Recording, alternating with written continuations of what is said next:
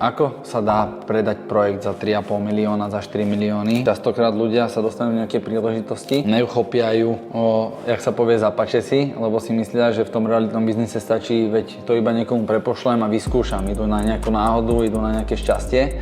Ale v tomto prípade, alebo v môjom prípade to tak určite není a nefunguje to tak. Čiže aj i keď máme nejakú ponuku off-market, tak ju aktívne komunikujeme potenciálnym klientom. Samozrejme vždy dbáme na to, aby sme doručili tomu majiteľovi alebo predávajúcemu to, že je tam veľmi veľká diskrétnosť pri takýchto projektoch, ktoré už sú aj komunikované.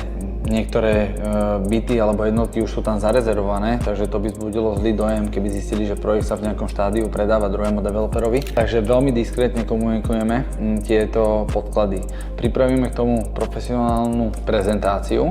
Prvá je taká indikatívna, aby si potenciálny investor vedel v jednoduchosti prerátať nejaké možnosti. Samozrejme už tam máme aj my nejakú výnosnosť vypočítanú, ale zároveň mu dáme podklady, aby si toto vedel overiť. Následne, ak táto prezentácia mu dáva zmysel, tak pristupujeme k tomu, že dokážeme nazdieľať informácie.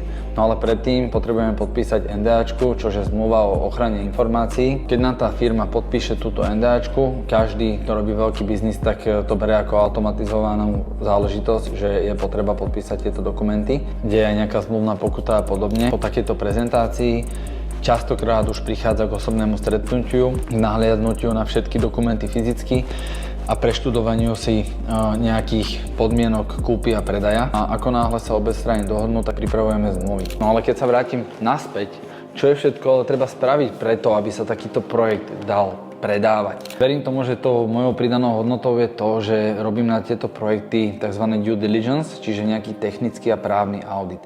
Tým, že mám skúsenosti zo sveta developerstva a výstavby, tak sa viem pýtať na všetky detailné otázky. Pár takýchto auditov už som si prešiel aj s advokátmi, čiže už mám pripravenú riadnu kostru a viem, čo všetko bude potenciálneho budúceho kupujúceho zaujímať, na čo všetko bude potrebovať odpoveď a viem, že to chcú mať všetko po poriadku pripravené. To robím ešte predtým, než im tú ponuku pošlem a preverím si kompletne celý projekt, či je aj právne a technicky v poriadku. Takže sa spraví kvalitný audit, due diligence a následne k tomu tá prezentácia. Ak sa prepojí ten dopyt s ponukou, tak už je iba otázka toho, či sa dohodneme na cene.